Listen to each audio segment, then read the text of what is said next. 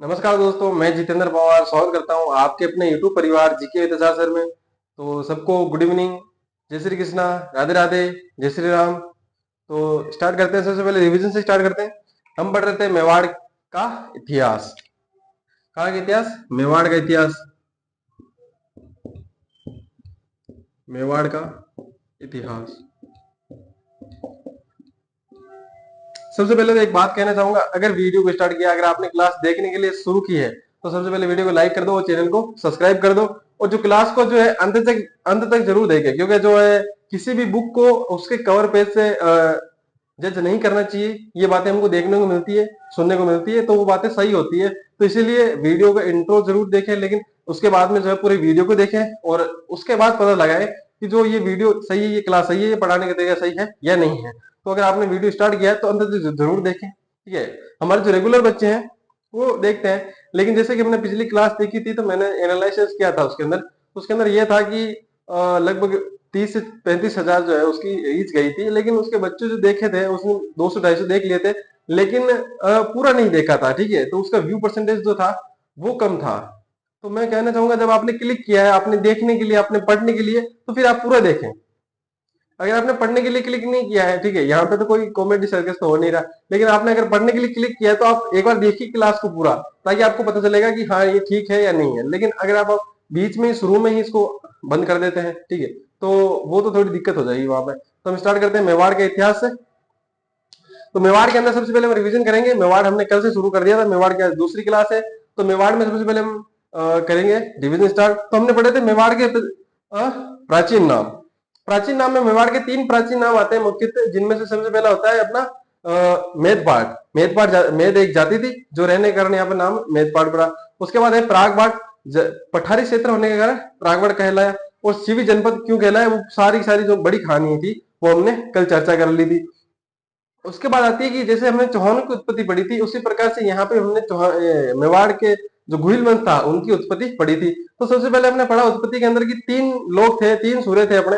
तीनों सूर्यों ने कहा कि ये जो है ब्राह्मण थे। कौन? अपने गुहिल। किसने कहा? एक तो डीआर भंडारकर, दूसरा था अपना डॉक्टर दशरथ शर्मा, और तीसरे थे अपने गोपीनाथ शर्मा। तो इन तीनों ने क्या कहा कि जो गुहिल है वो क्या थे? ब्राह्मण थे, यानी ब्राह्मणों से इनकी उत्पत्ति हो रखी है। उसके बाद आते एक अपने राइटर आते हैं गौरी हरिचंद्र ओझा। उन्होंने कहा कि नहीं, हम आपका विरोध करते हैं, ठीक है। उसके बाद में आए अपने colonel James Tod. Colonel James Tod ने कहा कि जो गुइल है उनकी उत्पत्ति जो है वल्लभी के राजा थे। वल्लभी जो गुजरात में पड़ता है, वहां के राजा थे एक शिलादित्य। उनकी पत्नी थी पुष्पावती। उन पुष्पावती की संतान है कौन? गुइल। ये बात किसने कही? ये बात कही कर्नल जेम्स टोड ने। उसके बाद में आते हैं अपने अबुल फजल, ठीक है। अबुल फजल ने क्या कहा? अबुल फजल ने कहा जो गुइल है वो वंशज है किसके? ईरान के शासक नौशेरवा खां के। लेकिन इसके ऊपर जो विवाद है वो हमने कल चर्चा कर ली थी, वापस अगर आपको देखना तो क्लास जाके देख सकते हैं।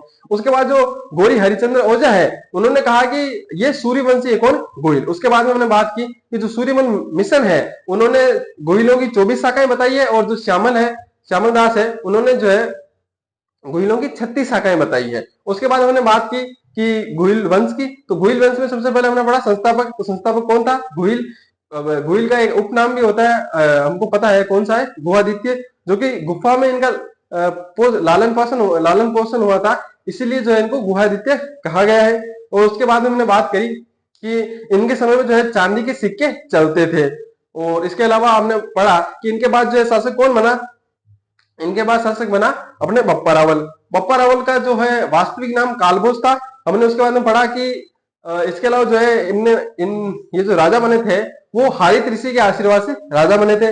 राजा बनने के बाद इन्होंने राजधानी नागदा को बनाया था, और नागदा के अंदर अपने इष्ट देव एकलिंग नाथ जी का मंदिर बनवाया था। उसके बाद मैंने बात की कि जो अपने गुहिल शासक थे वो एकलिंग नाथ जी को राजा मानते थे और स्वयं को क्या मानते थे? उनका दीवान। उसके बाद बापा रावल ने जो है गजनी का शासक था सलीम, उसको हराया और वहां पे जो अपने भांजे को शासक नियुक्त किया था। उसके बाद मैंने बात की कि 734 ईस्वी के अंदर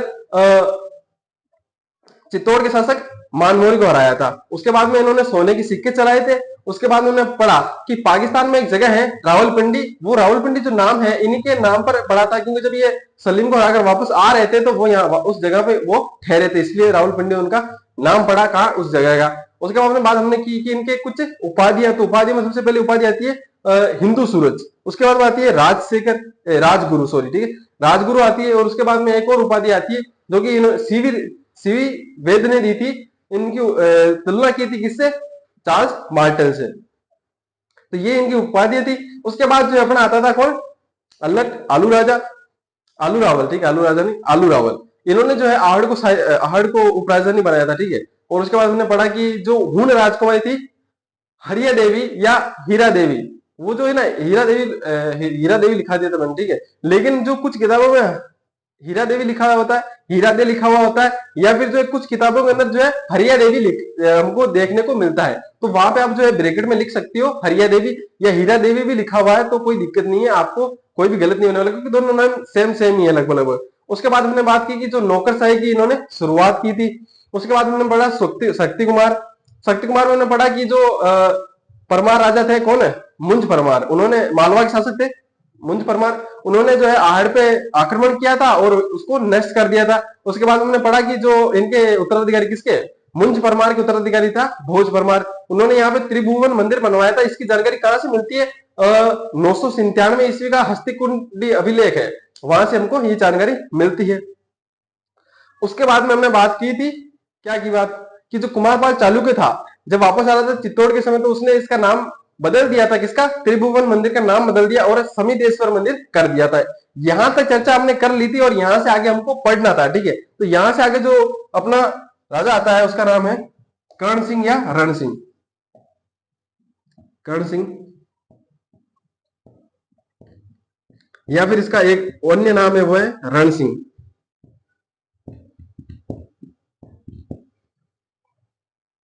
देखिए ये जो रिवीजन है ना, ये हम रोज करते हैं। नए बच्चों के लिए बता देता हूँ, जो अगर कोई नए जुड़ा है तो हम बता देते हैं कि जो ये रिवीजन है हम रोज करते हैं, जो पिछली क्लास में हमने पढ़ा है। इसके बाद में हम स्टार्ट करते हैं नया, ठीक है। तो पहले 5 मिनट या 10 मिनट अगर बड़ा हो रखा हो, पिछली क्लास बड़ी हो, तो 10 मिनट का रिविजन रहता है, या 5 मिनट का, 5 या 10 मिनट का रिविजन रहता है। उसके बाद में जो है हम ये वापस से स्टार्ट करते हैं। तो कर्ण सिंह या रण सिंह के बारे में क्या बात है कि जो कर्ण सिंह है, तो आपने पढ़ा होगा कहीं ना कहीं, अगर पहले पढ़ रखा है तो आपने सुना होगा कि रावल और अपना जो राणा थे, ये शाखा का विभाजन जो है इन्हीं के समय हुआ था। अगर नहीं पता है तो मैं बता देता हूँ कि जो कर्ण सिंह था और रण सिंह था, कहीं कहीं ये नाम मिलते हैं, दोनों अलग अलग नाम नहीं है, ये एक ही नाम है। आपको कहीं ना कहीं आपको मतलब कि संकोच हो कि ये दोनों अलग अलग नाम है, कहीं कंफ्यूजन हो, तो कंफ्यूजन दूर हो जाना चाहिए कि दोनों जो है रण सिंह और कर्ण सिंह एक ही नाम है, ठीक है। इनमें कंफ्यूजन नहीं होना है आपको। तो इनके शासनकाल में क्या हुआ था? इनके शासनकाल में रावल और जो अपने राणा थे उनका विभाजन हुआ था। सबसे पहले मैं बताता हूं कि इनका एक बड़ा बेटा था, उसका नाम था सेम सिंह, सेम सिंह। और इनका एक छोटा पुत्र था, उसका नाम था सेम सिंह। और एक इनका छोटा बेटा नाम था उसका,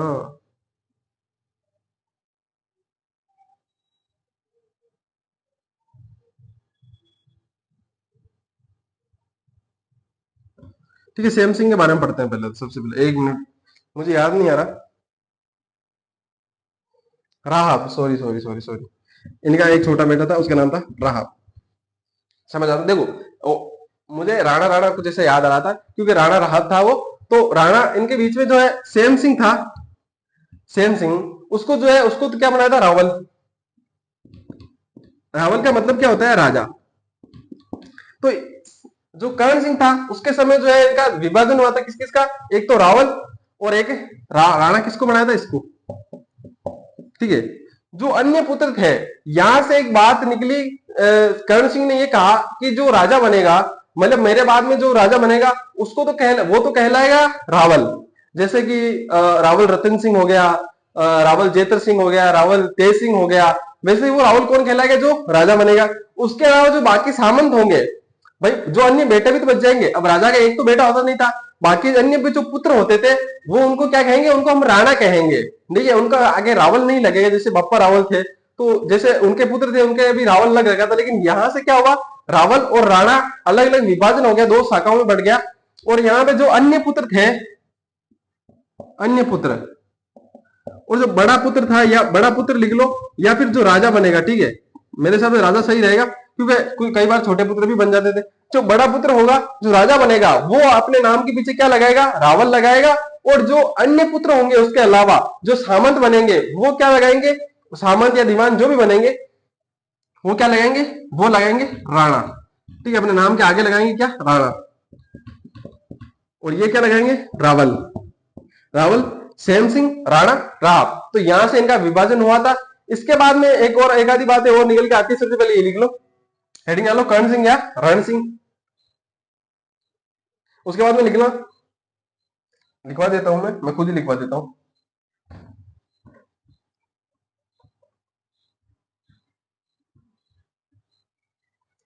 ठीक है, लिखो यहां से, इनके शासनकाल में, इनके शासनकाल में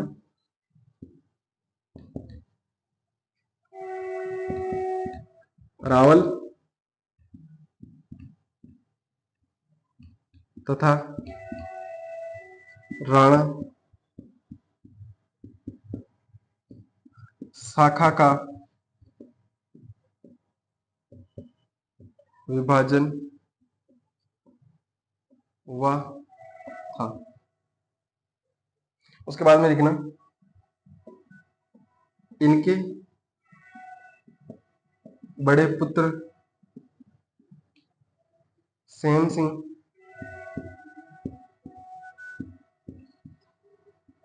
रावल या राजा बने।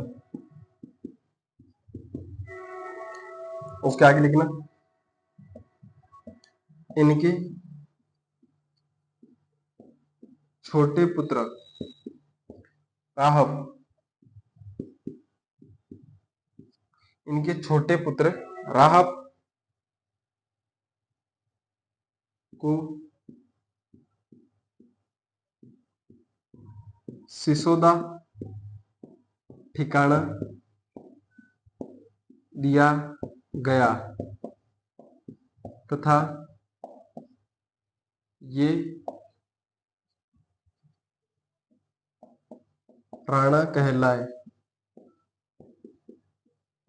तथा इनके वंशज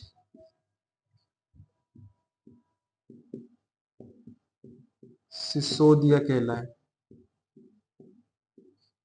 सिसोदिया कहलाए। बस ये अपना कर्ण सिंह पूरा हो गया।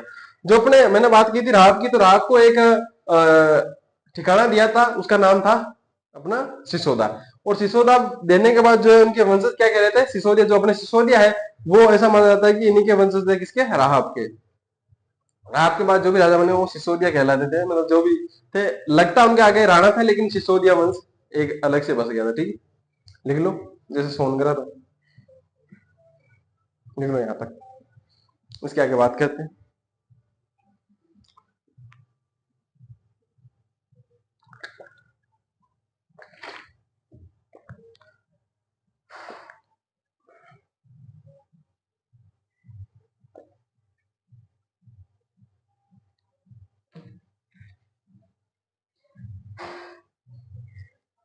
लिख लिया होगा, हेडिंग डालो, सैम सिंह।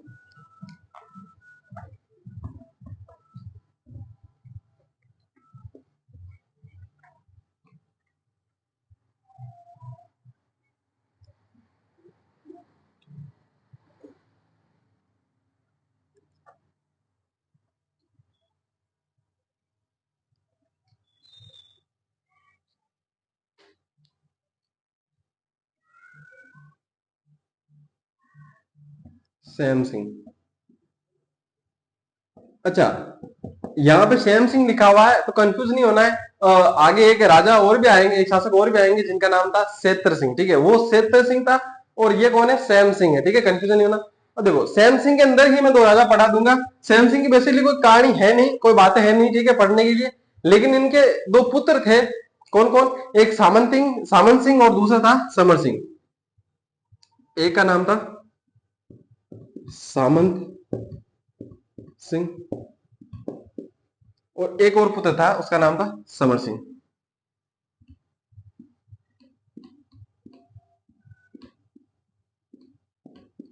कुछ लोग यहाँ पे कुमार सिंह भी लिखते हैं, लेकिन वो पता नहीं है, मैंने कोई पढ़ा नहीं है कुमार सिंह, लेकिन यहाँ पे समर सिंह जो है मेनली समर सिंह ही बताते हैं उसका नाम, ठीक है। कुमार सिंह भी लिखा हुआ आता है कई बार, लेकिन वो फैक्ट नहीं मानते उसको, समर सिंह को ही सही मानते हैं। तो बात करूंगा सबसे पहले सामन सिंह की। तो ये किसका पुत्र था अपना, सैम सिंह का पुत्र था सामन सिंह। तो सामन सिंह के शासनकाल में क्या क्या हुआ इसकी चर्चा करेंगे हम सबसे पहले। तो सामन सिंह के, हमने जब हम कीर्तिपाल पढ़े थे तो मैंने कहा था कि कीर्तिपाल ने चित्तौड़ पे मेवाड़ पे आक्रमण किया था, ठीक है, और मेवाड़ पे आक्रमण करके जो है जीता था, ठीक है।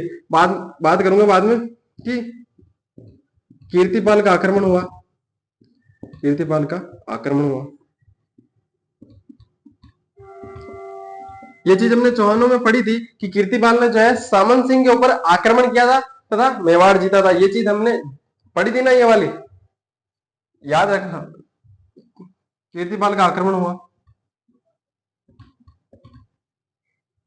उसके बाद में लिखना जो अपना सामन सिंह है ना, जब ये अपने कीर्तिपाल ने आक्रमण किया था तो उसके बाद जो ये वागड़ चले गए थे, वागड़ जाने के बाद जो है इनकी मृत्यु हो गई थी कहां पे, तराइन के युद्ध में। पृथ्वीराज जो अपना था उसकी तराइन के युद्ध में इन्होंने सहायता की थी, लेकिन इनकी मृत्यु हो गई थी। ये चीज हमने पृथ्वीराज के टाइम भी मैंने आपको बताई थी, ठीक है। अगर आपको याद हो तो देखो, याद रखो, कड़ियां जोड़ोगे तभी जुड़ती जाएगी। मैंने ये बात कही थी, कहीं ना कहीं जो मेवाड़ है ना, वो मेवाड़ इतना बड़ा है, इतना सारा उसका, उसने इतनी सारी उसका इतिहास है कि सारी चीजें रिलेटिव मिल ही जाती है आपको कहीं ना कहीं। अब जैसे चौहानों मिल रही है, मेवाड़ की भी, मेवाड़ की जो बातें हैं वो आपको मारवाड़ में मिलेगी, जैसे सारी मारवाड़ की बातें आपको यहाँ पे पढ़ने को मिल जाएगी। बाकी जो भी राजवंश है उनकी बातें आपको यहाँ पे देखने को मिलेगी, ठीक है। जैसे जैसे आगे आता जाएगा, जैसे यहाँ पे भी कीर्तिपाल मिल गया, ठीक है, पृथ्वीराज भी मिल जाएगा, और बाकी भी और भी मिलेंगे, अभी देखना।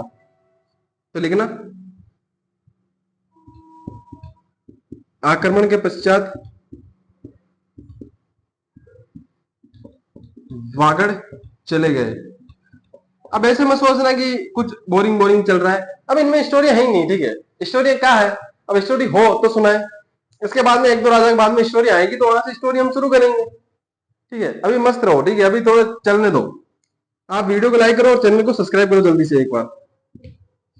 उसके बाद में लिखना तराइन के युद्ध में मृत्यु, तराइन के युद्ध में मृत्यु। उसके बाद में समर सिंह की मैं बात करूं तो समर सिंह जो है, एक ही बात है इनकी कि जो कीर्तिपाल को हराकर जो है मेवाड़ वापस इन्होंने ले लिया था। लिख लो, कीर्तिपाल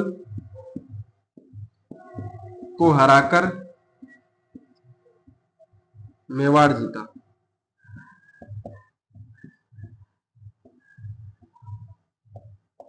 अगर आप चाहो कि मैं अलग लिखूं, आप मतलब मैंने तो ऐसे लिखा, अगर आप चाहो अलग लिखना तो यहाँ पे जैसे कि सेम सिंह हेडिंग डालो, सेम सिंह को लिख लो, इनके दो पुत्र थे सामन सिंह और अपने समर सिंह, ठीक है। उसके बाद में हेडिंग डाल लो सामन सिंह, सामन सिंह लिख के जो है इनके नीचे ये 3 लाइनें लिख लो बस, ठीक है। उसके बाद में जैसे समर सिंह लिख लो, समर सिंह के नीचे बस ये एक लाइन। अब मैं ये कहूंगा कि इतने मत जो भेजामारी करने की क्या जरूरत है, आप सीधा लिखो सेम सिंह, सेम सिंह के दो पुत्र है, लिखे यहाँ पे लिख लो पुत्र, और यहाँ पे भी लिख लो पुत्र। ये दोनों क्या है, इसके पुत्र है। और सामन सिंह पहले राजा बना तो ऊपर लिख लिया सामन सिंह को, नीचे लिख लिया अपने समर सिंह को, कोई दिक्कत नहीं है। अपने को आपने कही है कि अपन इजी बनाना, नोट्स बना रहे हैं हम, नोट्स, किताबें नहीं बना रहे हम, ठीक है। किताबों के अंदर सारा ज्ञान लिखा जाता है, नोट्स के अंदर महत्वपूर्ण चीजें। नोट्स का मतलब यही होता है कि अभी आप नोट लिखते हो, ठीक है, मान लो अपने, मैं कोई टीचर बोलता है या मैं बोलता हूँ कभी भी कि आप नोट लिखो, तो नोट के अंदर कोई महत्वपूर्ण चीजें तो होती है, तो वही तो नोट्स है, वो एक नोट है और हम लिख रहे हैं नोट्स, मतलब बहुत सारी इंपॉर्टेंट चीजें। तो महत्वपूर्ण चीजें लिखो ना। अब आप यहाँ पे अलग से लिखोगे, कॉपी भरने से क्या मतलब है? भाई कॉपी भरने से याद होता तो यूं पढ़ लेते फिर तो, है फिर तो बैठे बैठे किताब से देख के उतार लेते उसके अंदर वापस, पढ़ाने की क्या जरूरत थी। हमारा मानना कि देखो हम हैंडसम है, लेकिन इतने भी हैंडसम नहीं है कि आप सिर्फ हमको देखने आते हो, आते तो पढ़ नहीं हो ना, ठीक है। कुछ याद हो रहा है इसीलिए आ रहे हो, कुछ हम पढ़ा रहे हैं इसलिए आ रहे हो आप। लिखो, इतना लिख लो शॉर्टकट में अपना, ठीक है, ज्यादा विस्तार में लिखना नहीं है।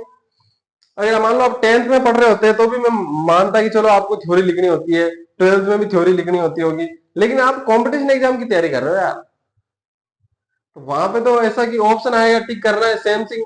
अब यहाँ पे पूछ लिया सामन सिंह की तरफ किसका पुत्र था, तो सेम सिंह का पुत्र था, बस ये पता होना चाहिए आपके। सेम सिंह के दो पुत्र थे, सामन सिंह और सामन सिंह और समर सिंह। तो मान लो कि पूछ ले कि सामन सिंह की मृत्यु कौन से युद्ध में हुई, तो आपको सिर्फ इतना लिखना है तराइन के युद्ध में, याद रखना है आपको कि तराइन के युद्ध में। अब आप अलग से हेडिंग डाल के लिखोगे तो अच्छा याद होगा यार, नहीं नहीं ऐसा नहीं होगा। तो ये थोड़े से डायग्राम वायग्राम होते हैं ना, वो अच्छे से याद हो जाते हैं। सैम सिंह, दो पुत्र थे, सामन सिंह, समर सिंह। सामन सिंह में क्या हुआ, कीर्तिपाल का आक्रमण हुआ और वागड़ चले गए। वागड़ क्षेत्र आप जानते होंगे, नीचे वाला जो राजस्थान का क्षेत्र है। उसके बाद में क्या हुआ, तराइन के युद्ध में पृथ्वीराज की मदद की थी, वहां पे मृत्यु हो गई थी। उसके बाद में आता है समर सिंह। समर सिंह ने कीर्तिपाल को हरा के अपना मेवाड़ वापस ले लिया। ठीक है, यहां तक लिख लिया। इसके बाद में हेडिंग डालना जैत सिंह।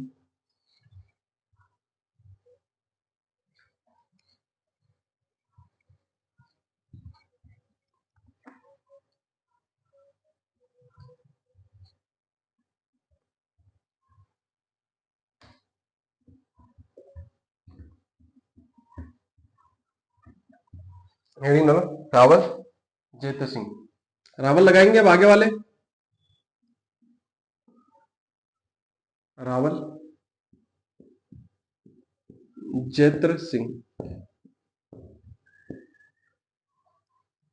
हाँ याद आया, जो वो हीरा देवी वाला था ना, वो एक बच्चे ने कमेंट भी किया था कि उसका विवाह जो है हीरा देवी से हुआ या हरिया देवी से हुआ। तो मैं अभी बता दिया शुरू में कि हरिया देवी और हीरा देवी एक ही है। ठीक है, कोई भी नाम लिख सकते हो।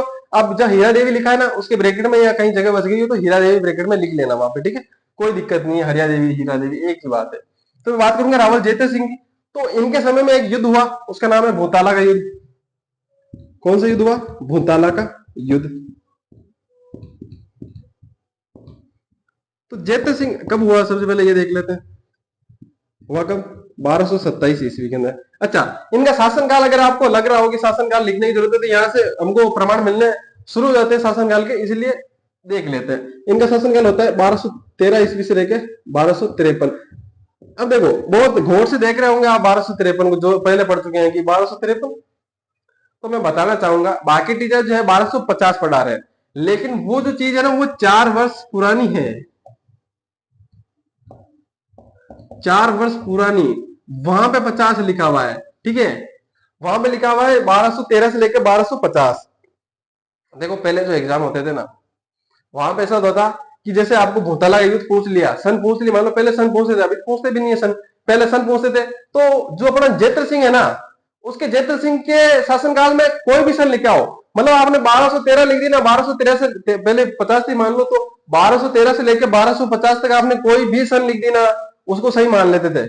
लेकिन आजकल क्या है, जैसे कि ये सन लिखी है तो ये सन लिखी हुई आ नहीं, क्योंकि उनके प्रमाण मिलने शुरू हो गए हैं, अंदाजा लगा लेते हैं इतिहासकार कि हाँ इसी समय हुआ होगा।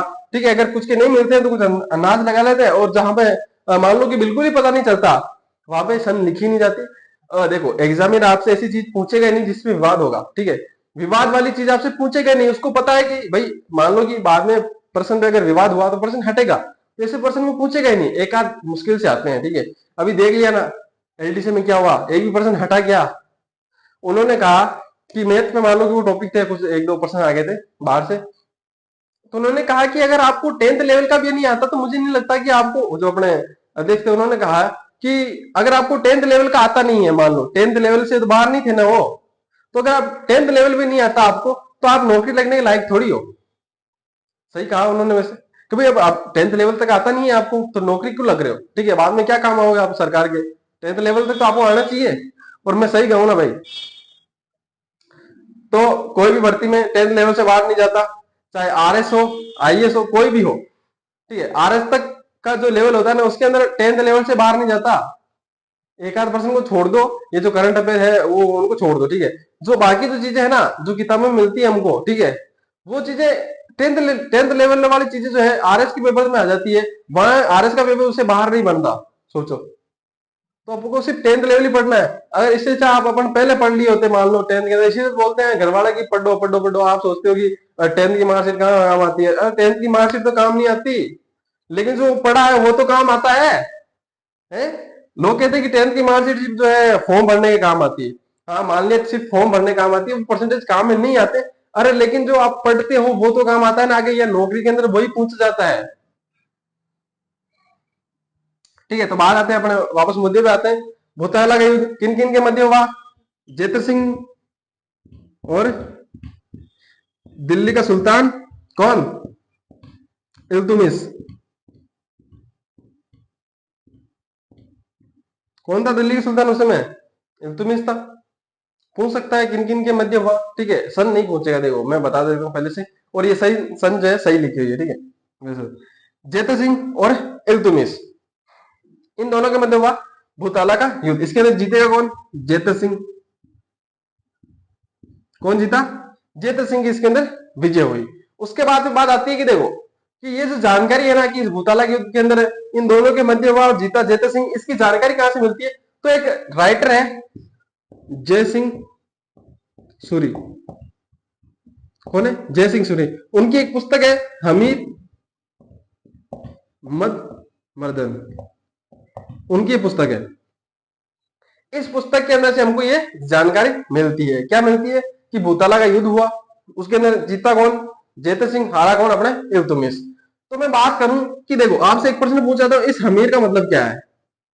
जो जयचंद सूरी की पुस्तक है हमीर मद मर्दन, इसके अंदर हमीर से वो क्या तात्पर्य है उसका? हमीर को किसको कहना चाहता है इसके अंदर है?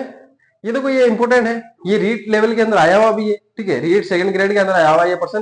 तो ये पर्सन अगर वहां आ सकता है तो आपके तो आ ही सकता है, ठीक है। इससे रिलेटिव पूछ लिया मान लो, तो यहाँ पे जो ये हमीर है, बहुत सारे बच्चे क्या है कंफ्यूज हो जाते हैं, हमीर कौन सा पढ़ लेते हैं।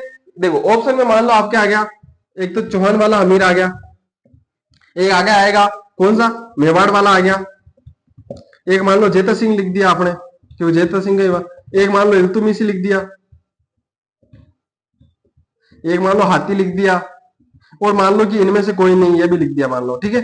ये आपके पास चार पांच ऑप्शन आगे, मान लो एक अगर देखो हटा के इनको डाल दिया, ये इनको हटा के ये एक आधे नीचे वाले डाल दिए, ठीक है, तो कोई फर्क नहीं पड़ता। लेकिन आपके पास ये ऑप्शन आते हैं मान लो, तो इनमें से आप क्या टिक करोगे? ठीक है, क्या टिक करोगे? जल्दी से कमेंट कर दो कि जय सिंह सूरी की जो पुस्तक है हमीर मद मर्दन, उसके अंदर जो हमीर शब्द है उससे राइटर का क्या तात्पर्य है? वो क्या कहना चाहता है? हमीर किसको कहना चाहता है वो? क्या हाथी को, इल्तुतमिश को, जेते सिंह को, मेवाड़ वाले अपने अमीर को, या फिर चौहान वाले अमीरों को? अमीर कर दिया होगा जिसको आ रहा होगा, जिसको नहीं आ रहा देखो माथा खपाने से कुछ नहीं है कि बोल दो कि नहीं आ रहा, ठीक है। इनमें से कोई ये नहीं है, ये मत करके आना, ठीक है। तो मैं बात करूंगा कि हमीर से क्या तात्पर्य। तो हमीर जो है उसने इल्तुतमिश को कहा है। अब आप कहोगे इल्तुतमिश को क्यों कहा है?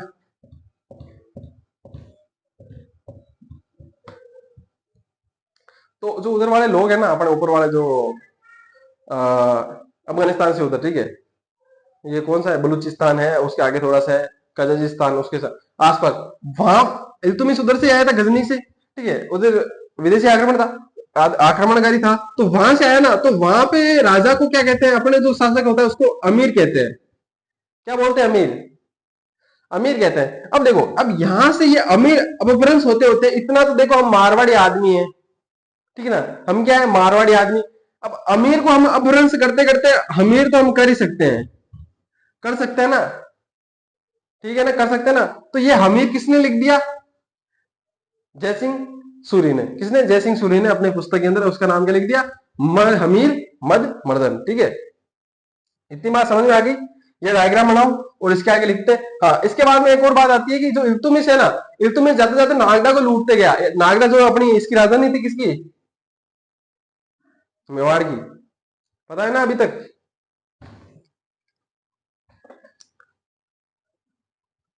अब कोई बोलेंगे कि आड़ थी ना, अरे आड़ उपराजधानी थी, जिसको किसने नष्ट कर दिया था? मुंज परमार ने। वो तो उपराजधानी थी, राजधानी तो अभी नागदा ही है। नागदा ही राजधानी है, अपने बप्पर वाल ने बनाई थी, वही है अभी तक, तो चेंज हुई नहीं है ना। तो यहाँ पे आगे लिखना, इस जीता को आप यहाँ लिखो ताकि मैं थोड़ा लिख सकूं, स्पेस मिले अपन को, ठीक है। आप ऐसे टिक करके लिखना, ठीक है, आप ऐसे में लिखना क्योंकि आपको स्पेस नहीं चाहिए, आपके पास पूरी नोटबुक पड़ी है। लिखना यहां से इसकी जानकारी,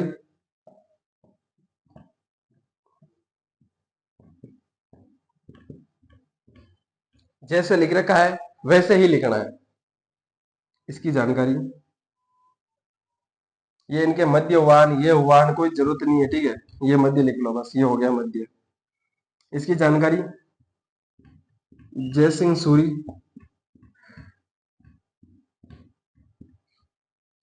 की पुस्तक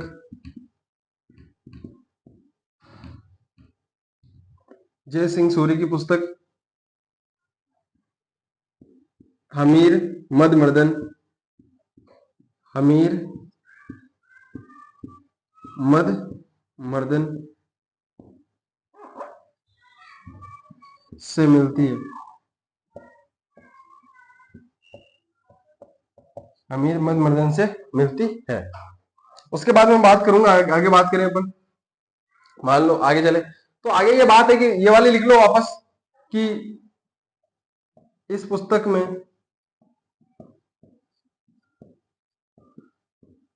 हमीर शब्द का तात्पर्य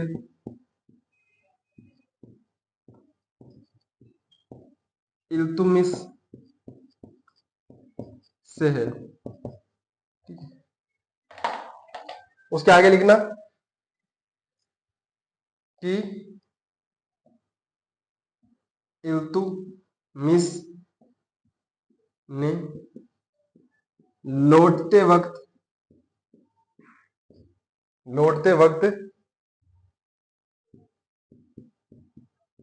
नागदा को लूटा।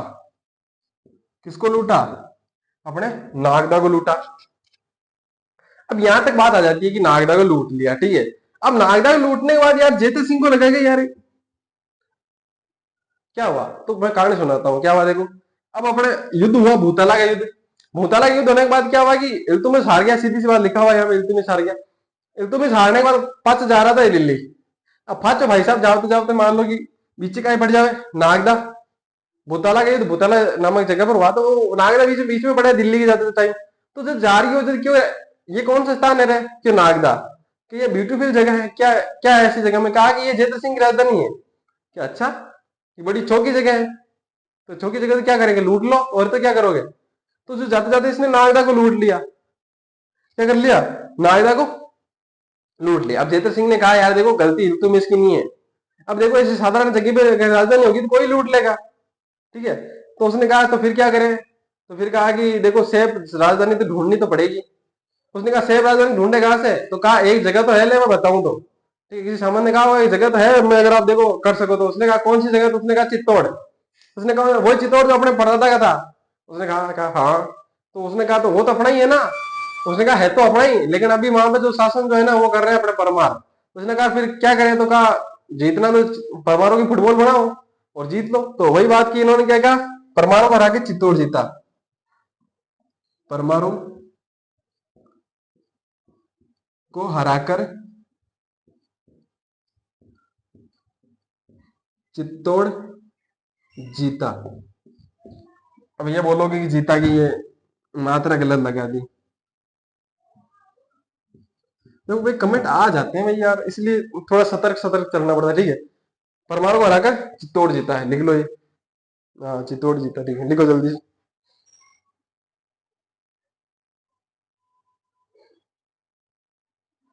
अच्छा एक चीज तो रहेगी ना, चित्तौड़ को जीता तो अब राजधानी तो बनाएगा ना। चित्तौड़ जीता तथा उसे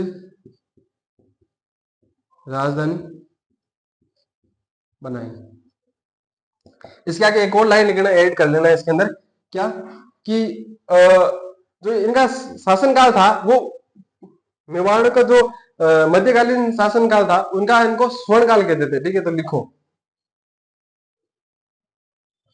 इनके शासनकाल को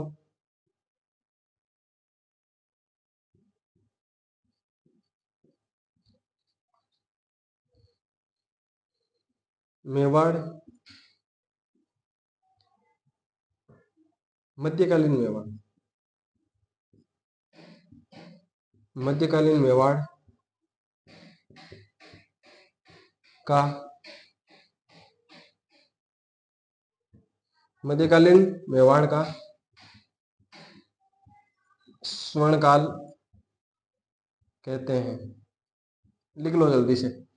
उसके बाद में पढ़ेंगे तेज सिंह, याद है ना, देखो जेतर सिंह का बेटा तेज सिंह था, ये आपको याद होना चाहिए। चौहानों के टाइम जब हमने उदय सिंह पढ़ा था तब इनके बारे में, दोनों के बारे में चर्चा की थी अपने जेत सिंह के बारे में भी की थी और अपने तेज सिंह के बारे में भी की थी, ठीक है ना, तो दोनों याद होने चाहिए।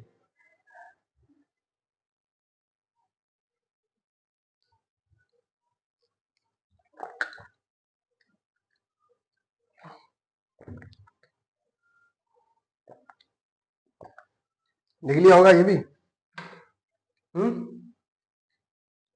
लिखो, हेडिंग डालो जेत सिंह, सॉरी तेज सिंह।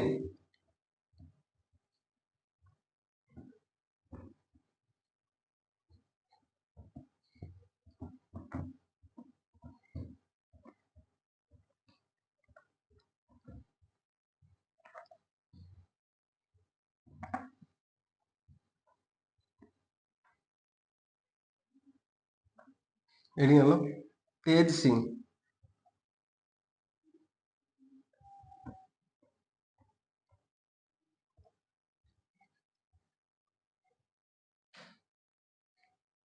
रावल तेज सिंह, रावल तेज सिंह। शासनकाल बता देता हूँ, फिर भी पूछा नहीं जाता, फिर भी 1253 से 73।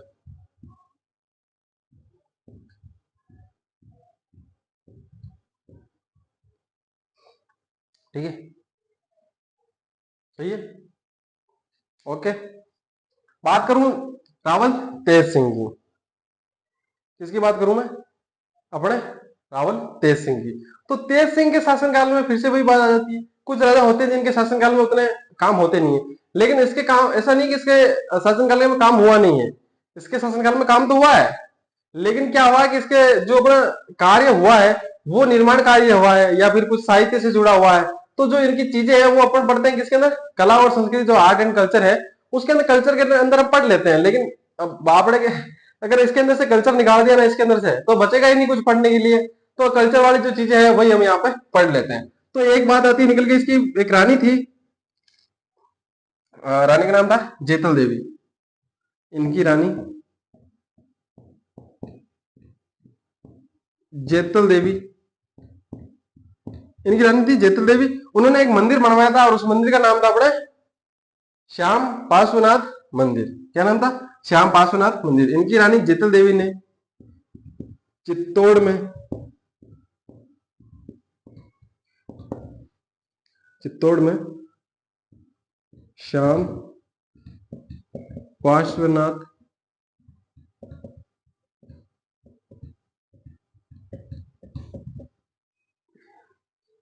मंदिर बनवाया। कौन सा मंदिर बनवाया?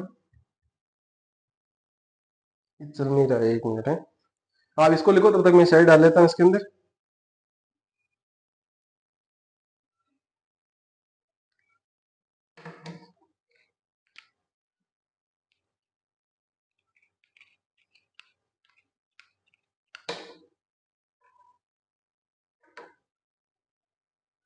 अगला मैं बोल रहा हूँ, आप लिखो, लिखो इसके आगे। इनके शासनकाल में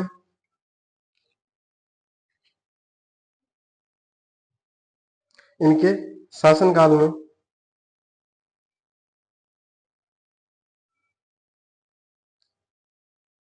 प्रसिद्ध चित्र, प्रसिद्ध चित्र लिख देता हूं मैं यहाँ पे। इनके शासनकाल में प्रसिद्ध चित्र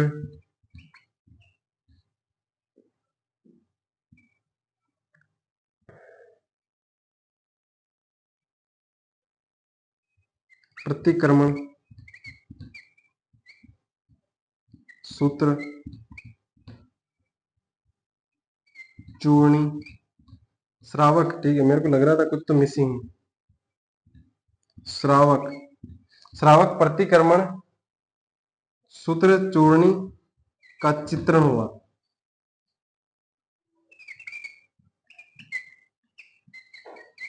किसका चित्रण हुआ? प्रसिद्ध चित्र था एक, कौन सा? श्रावक प्रतिक्रमण सूत्र चूर्णी। उसके बाद में निकल के आती है इनकी उपाधियां। किसकी उपाधियां? तेज सिंह की। तो पहली उपाधि मिलती है हमको इनकी महाधीराज। उसके बाद में आती है परमेश्वर।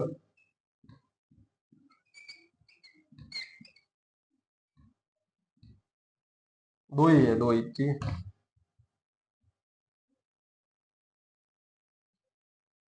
एक और लिख लो मेरे हिसाब से, एक और है परम भंडानक। परम भंडानक, ये भी इनकी है। कंफ्यूजन था ना ये, शायद जयत्र सिंह की है, इसकी है, जयत्र सिंह की नहीं है, तेज सिंह की है परम भंडानक। इतना ही लिखना आपको। इसके आगे हेडिंग डाले ना समर सिंह। जल्दी से लिख लो, स्क्रीनशॉट ले लो। देखो क्योंकि मेरे को आज रतन सिंह ऐसा नहीं है कि देखो स्पीड है, लेकिन रतन सिंह में जाना है, ठीक है। तो रतन सिंह मेरे हिसाब से अभी टाइम हो ही जाएगा, लगभग 40 मिनट हो चुके होंगे, 20 मिनट अभी भी बचे हुए हैं। तो मैं चाहता हूं कि रतन सिंह पूरा हो जाए। इसके बाद में रतन सिंह ये है, समर सिंह के बाद में। समर सिंह की कोई खास बात नहीं है, बस बता चुका हूं मैं, समर सिंह पढ़ा चुका हूं पहले में, लेकिन लिखवानी जरूरी है एक आधी लाइन, ठीक है। कि दिमाग में रहे आपके कि समर सिंह नाम का हो जाता था, तो लिखो रावल, रावल समर सिंह, रावल समर सिंह। शासनकाल देख लो, 1273 से लेके 1302 ईस्वी तक। कहां तक रहा था? 1273 से लेके 1302 ईस्वी तक। तो इसका कोई खास काम नहीं है। नाजो का काम किया था इसने। कौन सा काम किया था? अपने जो अलाउद्दीन खिलजी है ना, उसको जो गुजरात अभियान था, अपने जो कानड़ देव वाला, कानड़ देव के टाइम उसने गुजरात लूट के आया था। उसका जो अपना सेनापति था, किसका? कानड़ देव का, जेता देवड़ा, ठीक है ना। उसने वापस उसके शिवलिंग के टुकड़े थे सोमनाथ वाले, वो ले लिए थे, छीन लिए थे। वही वाला समर सिंह जिसने रास्ता दिया था अपने गुजरात अभियान के दौरान। तो लिख लो अलाउद्दीन, अलाउद्दीन खिलजी को 1299 ईस्वी के गुजरात अभियान, गुजरात अभियान के दौरान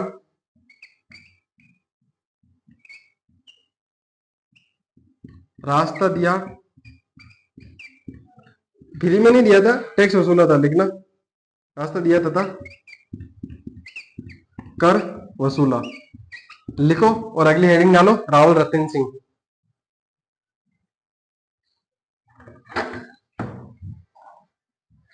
हेडिंग डालो रावल रतन सिंह।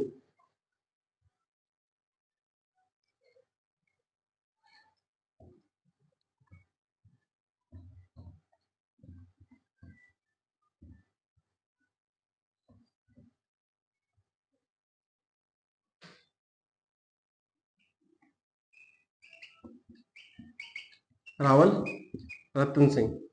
अभी शासनकाल तो क्या ही लिखे हैं?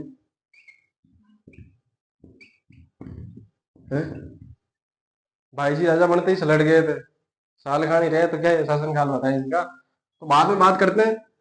तो रावल रतन सिंह पढ़ रखा है सबने, फिल्में इनमें सबने देख ली है, लेकिन फिल्मों से हटके भी थोड़ी बात करेंगे। तो मैं बात करता हूँ रावल रतन सिंह के टाइम एक कांड हुआ था, उसका नाम था अलाउद्दीन खिलजी का आक्रमण। डायरेक्ट एक के लिख दूं मैं, एक एक के, एक एक का आक्रमण, अलाउद्दीन खिलजी का आक्रमण।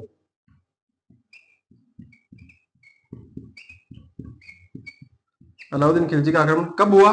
तो मैं कहूंगा 1303 ईस्वी में। कब हुआ? 1303 ईस्वी में। तो सबसे पहले हम क्या लिखते हैं? इसके कारण लिखते हैं। क्या लिखते हैं अपन? कारण। तो कारण में सबसे पहला कारण तो मैंने बता रखा है, हमेशा के लिए साम्राज्यवादी नीति। लिखने की जरूरत है क्या? नहीं है। तो ठीक है, इसके अगले वाला कारण लिखते हैं। क्या लिखते हैं? भौगोलिक,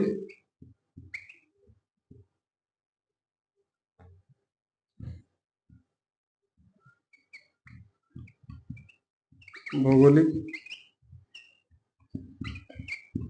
सामरिक तथा आर्थिक महत्व। तो देखो, अब बात क्या आ जाती है, मैं बात कर चुका हूं, ये अपना राजस्थान, उधर क्या है अपना आ जाता दिल्ली, यहाँ क्या आ जाती है अपनी दिल्ली। मैं बात करूं यहाँ पे दिल्ली है, यहाँ पे अपना आ जाता है मेवाड़, ठीक है, और यहाँ पे ये वागड़ क्षेत्र,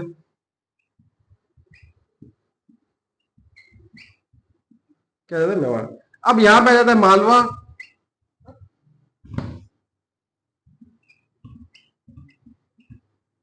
यहाँ पे आ जाता है अपना गुजरात, क्या जाता है गुजरात। अब मैं बात करूं कि अब यहाँ पे मान लो गुजरात ऑलमोस्ट ये यहीं पे ही। अब देखो, अब जिसको दिल्ली जाना हो वो कहाँ जाएगा सबसे पहले, मेवाड़ में। अब इसी के आसपास ही वो क्या कौन से क्षेत्र पड़ता था अपना, चौरवाड़ा, अजमेर, बाकी जो भी जालो जो भी थे वो भी यहीं पढ़ते थे रास्ते में, और ये भी रास्ते में पड़ता था, ठीक है। अब भाई ने तो अपने जीत लेगा था। देखो सबसे पहले बात करें पॉइंटों से, ठीक है। भौगोलिक महत्व, तो भौगोलिक महत्व बताता हूँ, ये रहा, ठीक है। अब कोई भी जो दिल्ली में बैठा हुआ शासक क्या चाहेगा कि मेरे पास क्या हो, मालवा और गुजरात। क्यों, पैसा, सबसे बड़ा रुपया, ठीक है। तो रुपया के लिए क्या चाहिए, मालवा और गुजरात। अब इसके अंदर आर्थिक महत्व भी आ जाते हैं और इसके अंदर भौगोलिक महत्व भी आ जाते हैं। क्यों, आर्थिक महत्व तो यहां से पैसे मिलेगा, और भौगोलिक महत्व इसलिए है क्योंकि वहां पे मान लो, देखो एक बात बताओ मेरे को, तीनों पॉइंट की एक साथ ही बात करते हैं। क्या करते हैं, देखो मान लो, एक मिनट, ठीक है। देखो भौगोलिक, सामरिक और आर्थिक तीनों एक ही बात है। देखो मान लो कि यहाँ पे दिल्ली, मान लो अलाउद्दीन खिलजी बैठा, यहाँ अलाउद्दीन खिलजी बैठा है।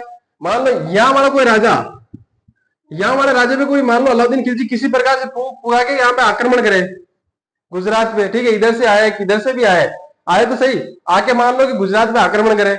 आज आक्रमण किया, भाई को छोड़ दिया, भाई ने कहा भाई हाथाजोड़ी कर ली, भाई क्यों भाई यार, राबाद है, ठीक है, टैक्स दे देंगे हम आपको और आप चले जाओ, आराम से जाओ, कोई दिक्कत हो तो चाय पानी भी पूछ ली उन्होंने, ठीक है। अब जैसे ही अलाउद्दीन खिलजी मान लो कि यहाँ पे पहुंचा वापस, कहाँ पे, दिल्ली, एक दो किस्तें पहुंची अलाउद्दीन खिलजी के पास, ठीक है। उसके बाद मना कर दिया कि जब मान लो कि बाद में किस्त लेने वाला बंदा आया, उसका क्या कौन है रे, क्योंकि किस्त भरी भरी कौन है आपके, 2 महीने ड्यू चल रही है, क्योंकि 2 महीने ड्यू चल रही है तो कहीं कहो, क्योंकि किस्त तो भरनी पड़ी कि कौन भरा, क्यों जान रहा है, पता है तुझे किसको बोल रहा है तू, किन कह रही है तू, क्यों खेत तो किन रही हूँ, क्यों इसके परिणाम पता है कि कहीं हुई परिणाम, क्यों आक्रमण कर देगा अलाउद्दीन खिलजी, तो कर दे, रेडी हूं मैं तो, अभी युद्ध के लिए अभी तो तैयार हुआ हूं मैं, ठीक है। अलाउद्दीन खिलजी यहाँ पे से फेर आता फिर कहता, यहाँ वाला राजा कहता था, मारी सोकर मार फोन ही ना हो, मारे टावर हो जो मैसेज कर दियो, मैं तो ठाड़ू ही नहीं होगा किससे लेवा भी आयो, वो टावर हो जो कह दियो, ठीक है। किसी प्रकार से हाथाजोड़ी करके फिर जो है अपने वाले को क्या है, किसको अलाउद्दीन खिलजी फेर जावे, और फिर किस्त वाला आवे, दो किस्ते टाइम पे पुगावे, और बाद में फिर दिखा देवे, कहते नहीं दे रहे टैक्स, आक्रमण हो जाएगा यार। अरे तो होने दे, तैयारी तो इसलिए वो हूं मैं। अब आप कहोगे कि फिर से आ जाएगा, अरे फिर से क्यों आ जाएगा, मैं कह रहा हूं जो दिल्ली पे बैठा आदमी गुजरात के सिर्फ 3 ही दौरे कर सकता है अपने शासनकाल में, तीसरे दौरे में तो बूढ़ा होके जाएगा वहां से। भाई साहब सोचो, आप आपने रणथंभौर में पढ़ा होगा, अलाउद्दीन खिलजी वहां पे आया, 2 साल वहां पे बैठा रहा, क्या मतलब, क्या मतलब निकला वहां पे, है कोई मतलब नहीं निकला। अबे मतलब कि यहाँ से बैठा, मान लो 2 साल यहाँ पे बैठ रहे हैं गुजरात के बाहर, मतलब डेरा डाल के किले के दरवाजे बंद कर देते थे, ये हमने पढ़ रखा है। अब किले के दरवाजे बंद करते हैं, यहाँ बैठ रहे हैं, दिल्ली से पीछे उड़ा के लेके जाए, बाप बजाए इसका, सही बात है ना। तो यहाँ से ये 2 साल तो 4 साल यहाँ पे बैठा नहीं रह सकता।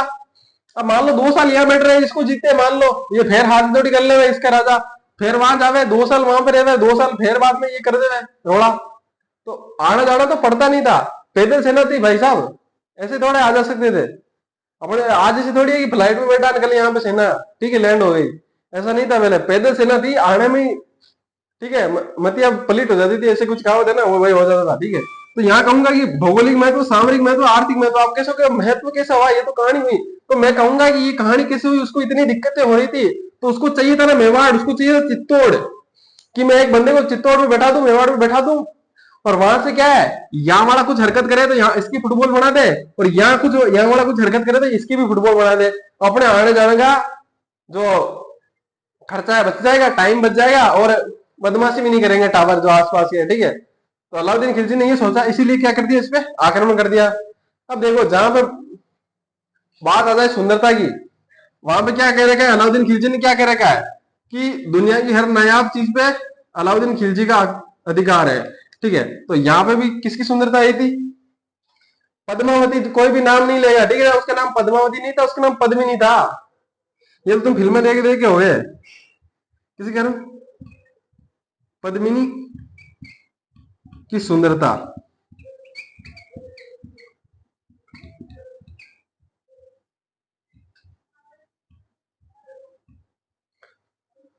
कौन थी पद्मिनी? राहुल रतन सिंह की लोहे रानी थी अपनी, इसकी राहुल रतन सिंह की। तो ये जो अपना राहुल रतन सिंह था ना, इसने एक तोता लेके आया था, उसका नाम था हीरामन। क्या नाम था? हीरामन। तोता लाया, बढ़िया इसी पिंजरा में डाल दिया। पिंजरा में डालने के बाद मतलब कि बातें बातें करता, ठीक, सुबह शाम गुड मॉर्निंग, ठीक है। एक दिन क्या हुआ कि इसकी रानी थी किसकी? अपने राहुल रतन सिंह की। सज धज के तैयार हुई और अपने रतन सिंह से पूछा कैसी की लग रही हूँ। जैसे अपने देखो अपने घर के अंदर अपनी मम्मी होगी, ठीक है, अब जिसकी शादी हो रखी है, मान लो जिसकी शादी हो रखी है, उसको वो भी जानता होगा, लोगे होती है, वो पूछती है कि कैसी की लग रही हूँ। भले देखो अपन मैंने उसको भाव दे ना दे, ठीक है ना, मतलब मम्मी होगी या मान लो अपनी लुगाई हो गई, बहन हो गई, तो वो सच के अपने खुद ही पूछ लेती है कैसी की लग रही है, अच्छो की लाग रही नहीं लाग रही। तो मम्मी होती तो अपनी मम्मी होती है या लुगाई होती है, मान लो उसको तो कहना पड़ता है इज्जत से कि भाई ठीक है। अब वो बात अलग है कि बहन ने कहते काली डाकन लगे आज ही डाकन लगे, वो बात अलग है, ठीक है ना। सबसे ज्यादा नोक जो किससे करती है? बहन अपने भाई से ही करती है, और किससे करेगी? ठीक है। अब बात आ जाती है माँ की, तो माँ की तो तारीफ करते हैं अपन हमेशा से ही करते हैं। अब बात आती है लुगाई की। लुगाई पे मूड पे निर्भर करता है कि शाम को देखो शाम को खाना खाना है कि नहीं खाना। अगर शाम को रोटी खानी है ना, तो भाई देखो ऐसा कहना कहता है जो है तू ही है, तेरा अलावा कोई है ही नहीं, तो ये बात करनी पड़ती है। तो अब हीरामन, हीरामन तो था। अब वहां पे उस रानी ने पूछा अपने किससे? रतन सिंह से कि कैसी लाग रही हूँ, छोकी लाग रही नहीं लाग रही। अब वही बात कह दी, अब रतन सिंह को तो खाना खाना ही था यार, भूखा आदमी दिन भर मेहनत करे, तो उसने कहा कि जो है तू ही है। हीरामन ने कहा क्यों झूठ बोल रहा है? इतने में रतन सिंह ने यार तू रुक रुक, दुकान बंद करा रहा है तो भाई दुकान क्यों बंद कर रहा है तू? तो इसने कहा अरे झूठ बोल रहा है तू, अगर कोई सुंदर है ना तो पद्मावती है। कोई सॉरी यार तुम्हारे चक्कर में मैं पद्मावती, कोई अगर सुंदर है ना इस दुनिया में तो वो पद्मिनी है। कौन है? पद्मिनी। पद्मिनी के अलावा इसके जग इस संसार में कोई सुंदर ही नहीं है। तो उसने कहा यार ऐसी तो क्या चीज है उसमें? उसने कहा ऐसी है। तो उसने कहा चल, तो वो रहती कहाँ है? तो उसने कहा कि श्रीलंका है ना, सिंह द्वीप, सिंहल द्वीप है, सिंहल द्वीप, ठीक है, सिंहल सिंहल बोलते हैं, सिंहल भी बोलते हैं, ठीक है, सिंह द्वीप भी बोलते हैं उसको। श्रीलंका वहां पर है। कहां पर है? गंधर्व श्रीलंका में है, ठीक है। उसका उसकी माता का नाम था, वो तो पिता का नाम था गंधर्व, गंधर्व वर्मन, ठीक है, और माता का नाम था चंपावती, किसकी? रत्नावती है। तो उसने कहा ठीक है तो फिर चल भाई, अपन भी तो देखे, अपन मेवाड़ के चित्तौड़ के इतने बड़े शासक, और मेवाड़ का जो अपना चित्तौड़ था उसमें उसका डंका बसता था, इतनी बड़ी रियासत बन चुकी थी भाई साहब, बड़े बड़ों को धो रहे थे। अभी देखा नहीं तुम इसको धो के आया? तो भाई ने कहा चलो ठीक है चलते हैं। अब भाई साहब से गया, थोड़े टाइम तो जितने पास पैसे थे रतन सिंह के पास, तब तक तो जंगल में रहा, रोज देखता खिड़की में से कि आ रही नहीं आ रही है। बाहर आके देख के तो सही भाई, हो सकता है तोता है, उसको क्या पता सुंदरता का। काल ने मान लो कि डायरेक्ट जाके बात कर ले हुए और लूली लंगड़ी अपने हाथ में आ जावे, अपने तो गले पड़ जावे ना। उस समय वाले राजा तो अपने जो जो भेद होता ना, काले गोरे का भेद होता था वो उस समय होता था, ठीक है। वो जो जातिवाद तो चलो ठीक है, नहीं देखते राजा तो किसी से भी कर लो, मान लो देख वैसे तो देखते थे, लेकिन अगर सुंदर हो तो नहीं देखते थे मेरे हिसाब से। लेकिन जो अपनी उसके हाव भाव से देखने पड़ते थे रानी के, तभी तो जाके राजा जो है उससे शादी करता। तो रतन सिंह को लगा कि यार अपन डायरेक्ट बात करें, मान लो मना तो नहीं करेगा, अपन चित्तौड़ के राजा, इतने बड़ी रियासत है, लेकिन हो सकता है कि वो उतनी सुंदर ही ना हो। उसको हीरामन को क्या पता, तोता है भाई साहब, उसको सुंदर पता नहीं कौन लग जावे। तो उसने देख नहीं थी उसको, तो अब साल खान भर तो उसने वहां निकाला जैसे जैसे तैसे करके, और फिर उसके बाद पैसे खत्म हो गए। जब पैसे खत्म हो गए तो गुजारा तो करना पड़ेगा भाई। वो बन गया कौन है? सन्यासी बन गया रतन सिंह। सन्यासी बन के भीख वो मतलब कि भिक्षाम देई, जो भिक्षा मांगनी शुरू कर दी। तो भिक्षा मांगनी शुरू कर दी, मांगेगा कहाँ? घट से ही मांगेगा, बार बार रोज जाता, दो एक दिन बाद में फिर गैप करके जाता। एक दिन क्या हुआ कि वहां का जो अपना शासक था ना, पद्मिनी का पिता, उसने देखा कि यार उसके हाथ वाथ देख के, जब वो भिक्षा मांगने गया तो क्या है कि बाहुबली टाइप उसने कहा कि ये हाथ तलवार चलाए हुए हाथ लग रहे हैं, ये भिक्षा मांगने वाले तो हाथ ही नहीं लग रहे, इन हाथों ने खाना ये लग ही नहीं रहे खाना बनाए हुए हाथ। बाहुबली वाला डायलॉग वो बोलती है, कौन नाम याद नहीं मेरे को उसका, ठीक है, वो बोलती है। उसके बाद में क्या हुआ, उसने ले गया, उसने कहा कि अगर लगता नहीं है ना हाथ है, भाई लगता नहीं है, भिक्षा मांगने वाला हाथ तो है भी नहीं, अपन चित्तौड़ के राजा है। तो इसके बाद चित्तौड़ इतनी बड़ी रियासत थी कि भाई पद्मिनी के जो पिता थे उन्होंने पद्मिनी से विवाह कर दिया, किसका, रतन सिंह का। अब विवाह होने के बाद पद्मिनी कहाँ आ गई, अपने चित्तौड़। अब जो चित्तौड़ है, अब यहाँ पे जब आई तो एक अपना इनका दरबार दरबार में एक आदमी था, कौन था, राघव चेतन। कौन था, अपने राघव चेतन था। यहाँ पे लिख लो, राघव चेतन। अब इस राघव चेतन की जो है बुरी नजर पड़ गई थी इसके ऊपर पद्मिनी के ऊपर। अब ये बात किसी को पता चले, मैंने बात बता रहा कि अपने अलाउद्दीन खिलजी भी था, कितने राजों का आदमी था, उसको भी रास नहीं आई, सॉरी, अब उसको भी रास नहीं आई कि भाई अपनी लुगाई किसी और के साथ, ठीक है, तो इसको भी रास कैसे आएगी, अपनी मतलब लुगाई के ऊपर कोई गलत निगाह डाले तो कैसे पसंद आएगी। तो इसने राघव चेतन को जो है वहां से निकाल दिया, ठीक है, देश निकाला दे दिया उसने। और उसके बाद में क्या हुआ, ये जाके किससे मिल गया, अपने अलाउद्दीन खिलजी से। और अलाउद्दीन खिलजी को कहा कि अगर इस जग में कोई सुंदर है ना, जैसे कि इसने हीरामन ने कहा, वैसे उसने कहा कि जग में सुंदर है तो कोई अपने पद्मिनी है, उसके अलावा कोई सुंदर ही नहीं है। और तुम तो कहते रहते हो हर नायाब चीज पे अलाउद्दीन के खिलजी का अधिकार है, और उस पर तो अधिकार नहीं है। तो अलाउद्दीन खिलजी ने कहा यार सच में है क्या ऐसी, उसने कहा है तो सही, देख ले बोले जाके। तो अपना अलाउद्दीन खिलजी आया यहाँ पे, कहां पर, मेवाड़, और आक्रमण हुआ। तो ये हेडिंग डाली हुई है अपना, अलाउद्दीन खिलजी का आक्रमण। उसके बाद लिख लो यहाँ पे राघव चेतन। चलो इसके पहले एक चीज लिख लो, पद्मिनी के बारे में लिख लो, लिख लो ऐसे हेडिंग डाल के पद्मिनी लिखो, लिख लो, सिंहणदीप की राजकुमारी।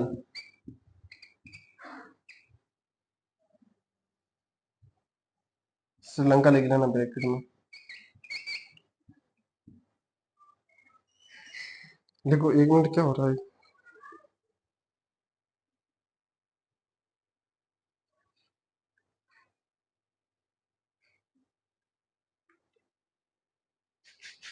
हाँ चलो इसके आगे लिखना है इसके पिता,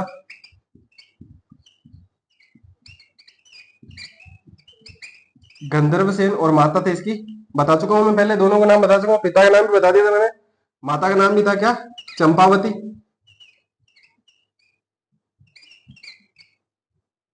और अपना हीरामन किसका नाम था, तोता, तोते का नाम भी लिख लो, जो तोता था उसका क्या नाम था, हीरामन।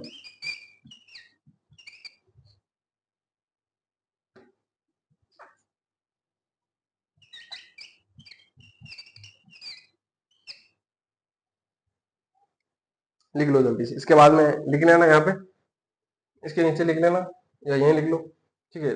चलो तुम ये लिखो, इसके नीचे लिख लेना राघव चेतन अलाउद्दीन खिलजी के पास चला गया, ये चीज लिखो।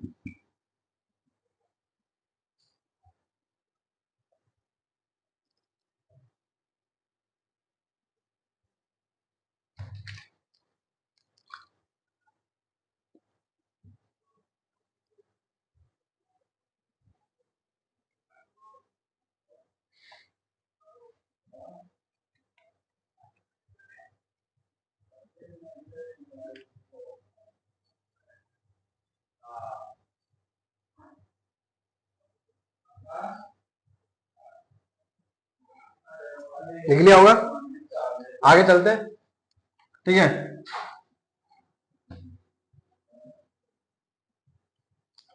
अब भाई साहब अपना आया कौन है, खिलजी आया आक्रमण करने के लिए, हेडिंग डाल रखी है, वापस हेडिंग नहीं डालनी है, अलाउद्दीन खिलजी का आक्रमण, ठीक है। अपन आया कौन है, खिलजी आया।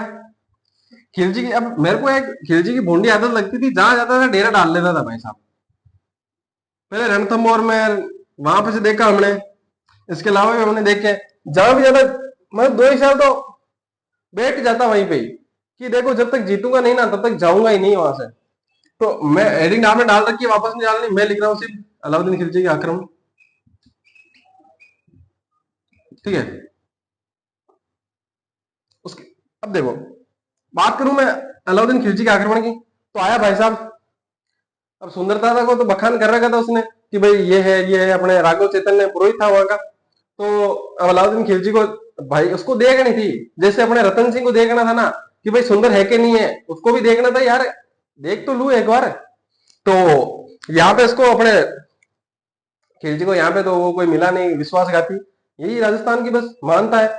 वो मैं कहता हूँ ना वो एक आधी बार हो जाता है ऐसा, ठीक है, विश्वासघात मिल जाते हैं यहाँ पे, कोई ढूंढ लेता है, ठीक है, लालच वालच दे दिया तो वो मिल गए, बाकी हर जगह थोड़ी मिल जाएंगे। तो यहाँ पे मिला नहीं, तो अलाउद्दीन खिलजी बहुत शातिर, उसको लिखा लेटर कि देखो ऐसे कुछ नहीं पड़ा, अपने युद्ध युद्धों में संधि कर लेते हैं। अपने रतन सिंह भी राजी हो गया है, ठीक है आ जाओ, फिल्म विलम सब देख रखी होगी आपने।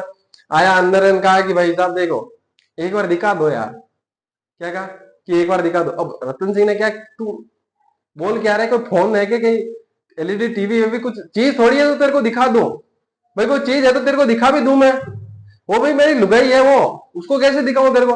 उसने कहा देखो मैं वापस चला जाऊंगा, बस तू दिखा तो सही एक बार। तो उसने कहा ठीक है यार, देखो मैं नहीं मानता कि उसने दिखाई होगी, इतिहास में झूठी अफवाहें फैलाई गई है या ऐसे लिखा गया है। अब मतलब तुम्हें अगर मानो कोई तुम्हें बोले कि आपकी मतलब तुम्हारी पत्नी दिखाओ मुझे, तो तुम दिखाओगे क्या?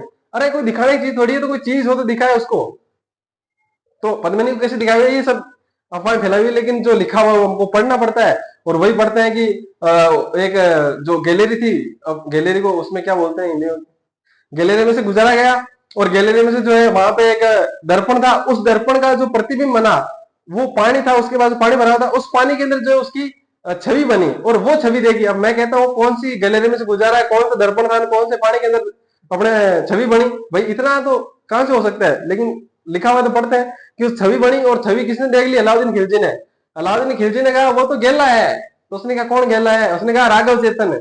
उसको तो मतलब सुंदरता का बखान करना आता ही नहीं है, सुंदरता उसको बतानी नहीं आती, जो है यही है। उसने खिलजी ने कहा चलो मैं जा रहा हूं, तुम तुम्हारा देखो। अब अपने राजस्थानियों में क्या है कि पढ़ता पढ़ता तो यही है कि आपने जो है रिश्तेदार आओ घरे, ठीक है, तो मैं छोड़वा आप गेट पे तो जावा ही। तो रतन सिंह की क्यों, ठीक है छोड़ रहा हूं मैं, ठीक है, वो छोड़ने गया गेट पे, और वहां पे एक टुकड़ी थी अपने खिलजी की, तो उसने क्या किया, रतन सिंह को बंदी बना लिया, और बंदी बना के ले गए दिल्ली। अब दिल्ली ले जाने के बाद अलाउद्दीन खिलजी ने वापस अपने वो पत्र पत्र भेजा कि अगर खिलजी चाहिए तो पद्मिनी को भेज दो। पद्मिनी को देखो ये पता था कि देखो कोई रानी रहे ना रहे, लेकिन अगर किसी रियासत को रहना है, या कोई रियासत या कोई अगर मेवाड़ रहना है, चित्तौड़ को अगर जिंदा रखना है, तो रानी की जरूरत नहीं है, वहां पे राणा की जरूरत है। किसकी जरूरत है? रावल यानी राणा की जरूरत है, राजा होना चाहिए वहां पे, मेन रानी मेन नहीं है। तो उसने क्या किया, अपना उसका एक भाई था गोरा, कौन था? गोरा, और उसका एक भतीजा था कौन? बादल। इन दोनों को भेजा कि भाई तुम जाओ और तुम किसको छुड़वा के लेके आओ, अपने जीजाजी को। इसको जीजाजी, इसके जीजाजी हो गए, उसके पता नहीं क्या लगेंगे, तुम बता देना, ठीक है। तो छुड़वा के लेके आओ। इन्होंने क्या किया, वापस अलाउद्दीन खिलजी को पत्र लिखा, उन्होंने कहा पद्मिनी को तो हम भेज रहे हैं, ठीक है, लेकिन क्या होगा, उसके साथ दासी आएगी, ठीक है ना, ये चीज उसने बताई कि क्या उसके साथ दासी आएगी, ठीक है, किसके साथ? पद्मिनी के साथ। अब इन्होंने पद्मिनी की जगह पद्मना बैठा दिया, और दासी की जगह दासा बिठा दिया, ठीक है, मतलब कि जो सैनिक थे ना उनको बिठा दिया, सेनापति थे, बाकी सेना थी, और जो उठा के ले जाते थे ना पालकी को, उनकी जगह जो है सारे के सारे मेवाड़ वाले चित्र वाले सैनिक थे ना उनको बिठा दिया, मतलब कि उनको खड़ा कर दिया, वो लेके चले गए। अब दिल्ली पहुंच गए कौन? गोरा और बादल, किसके साथ? सैनिकों के साथ। और यहाँ पे अलाउद्दीन खिलजी था, कौन था? अलाउद्दीन खिलजी दिल्ली के अंदर। अब इन्होंने कहा देखो जो पद्मिनी है ना अंतिम बार अपने धनी से मिलना चाहती है, कि भाई जाने से पहले एक बार मिलना तो चाहेगी ना। अलाउद्दीन खिलजी दिल्ली आ गए, अब तो क्या करेंगे, एक बार मिलने दो। इसी मतलब अलाउद्दीन खिलजी फ्लो फ्लो में निकल गया, निकाल दिया उनको, किसको? अपने रतन सिंह को, और उनके साथ 4-5 सैनिक भेज दिए, क्या ही करेंगे, दिल्ली आ गए अब तो। और वैसे है कौन? रानी ही। अब इनके अंदर तो इनको नहीं पता था रानी नहीं, इनके अंदर राणा है, ठीक है। तो ये आए और इतना फायदा उठाया, और उनको जो 4-5 सैनिक थे उनको मार मोर के अपने जो रतन सिंह था उसको वापस चित्तौड़ ले आए। अब ये बात अपने अलाउद्दीन खिलजी को पसंद आ गए। अलाउद्दीन खिलजी ने वापस आक्रमण किया, और फिर हुआ वहां पे चित्तौड़ का प्रथम साका। तो लिखो चित्तौड़ का प्रथम साका। साके की 2 टर्म्स होती है, मैंने हमेशा बता रखा, एक तो होता है जोर और एक होता है केसरिया। तो जोर कौन करेगा? पद्मिनी, पद्मावती मत लिखना प्लीज, पद्मिनी प्लस यहाँ पे कुछ लोग लिख देते हैं 1600 रानियां। अरे वो एक किशन जी थे जो 1600 रानियां रख सकते थे, अभी ये 1600 दासियां हैं, 1600 प्लस 1600 अन्य महिलाएं, अन्य महिलाएं। ये बिंदी लगती है कि नहीं लगती? केसरिया कौन करेगा? हमीर तथा सेनापति। कौन? गोरा और बादल।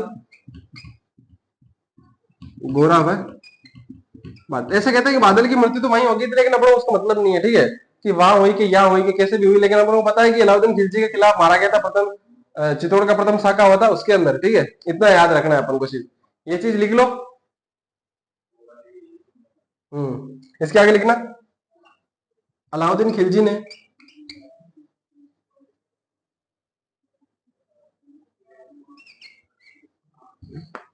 चित्तौड़ के किले में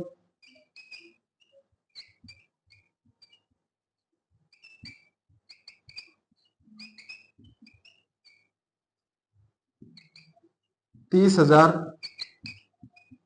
लोगों का कत्ले आम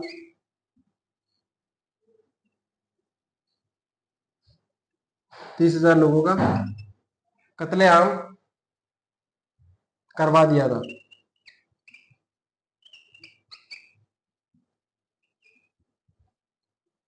अब भाई साहब अंदर आया, इतना लड़ लुड़ा के रानी ही नहीं मिली उसको, तो क्या मतलब निकला उसके? तो उसने क्या किया? कत्ले आम करवा दिया। जो चित्तौड़ किले के अंदर जो 30,000 लोग थे, उनका क्या कर दिया? कत्ले आम करवा दिया। लिख लो यहां तक, इसके आगे और फिर लिखते हैं।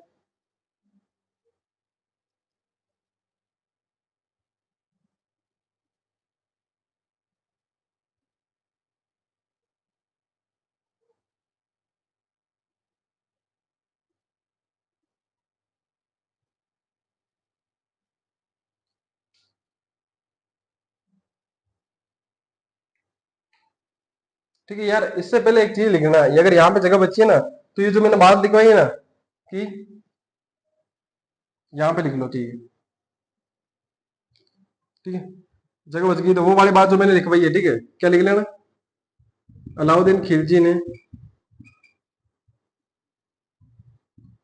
रतन सिंह को धोखे से गिरफ्तार कर लिया। इसके बाद में लिखना है यहाँ पे, गोरा व पद्मिनी के भाई गोरा व भतीजे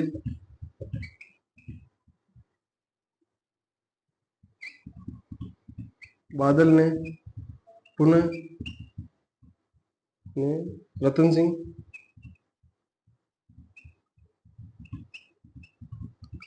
को पुनः आजाद करवाया। ये चीज लिख लेना, अगर यहाँ पे लाइन बच गई हो, ठीक है, तो लिख लेना, नहीं वरना साइड में तो जगह बचेगी, जगह क्योंकि इतना बड़ा तो आप लिखोगे नहीं, ठीक है, तो जगह बचेगी वहां पे भी आप लिख सकते हो। ये चीज रह गई थी, कोई नहीं समझा तो दी थी वैसे भी आपको, नहीं तो इसके नीचे लिख लेना भले, कोई दिक्कत नहीं है, ठीक है। 30,000 लोगों को कत्लेआम करवा दिया, ये चीज इसके नीचे लिख लेना, ठीक है। लिख लिया होगा ये वाला तो, उसके लिए मैं टाइम दे रहा हूँ, जब तक हटा रहा हूँ इसको तब तक।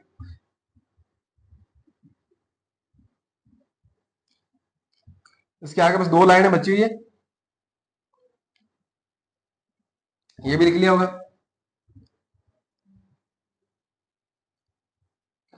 देखना, अलाउद्दीन खिलजी ने चित्तौड़ की जिम्मेदारी अपने पुत्र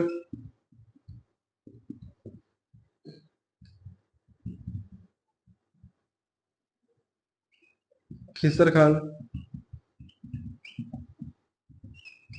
को दी तथा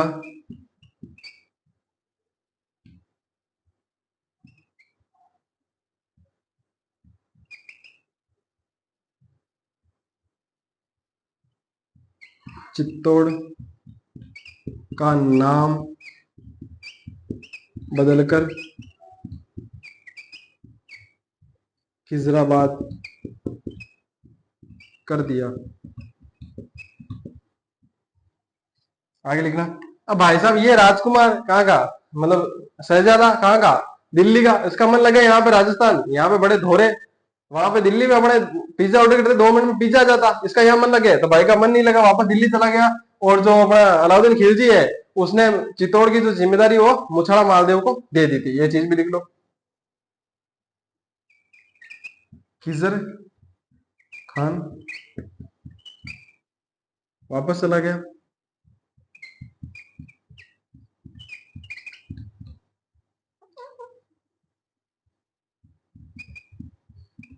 उसके बाद अलाउद्दीन खिलजी ने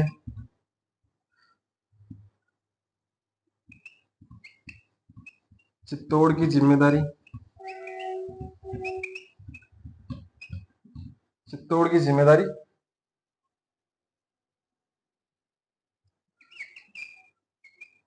मुछाड़ा मालदेव को दे दी। इसके बाद में लिख लेना कि रावल रतन सिंह अंतिम रावल शासक था। ठीक है, इसके बाद में एक और चीज लिखना,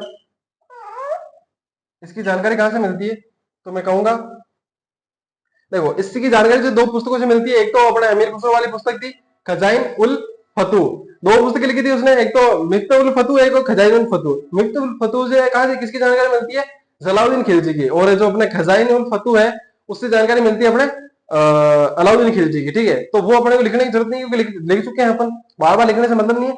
एक और पुस्तक है किसकी, मोहम्मद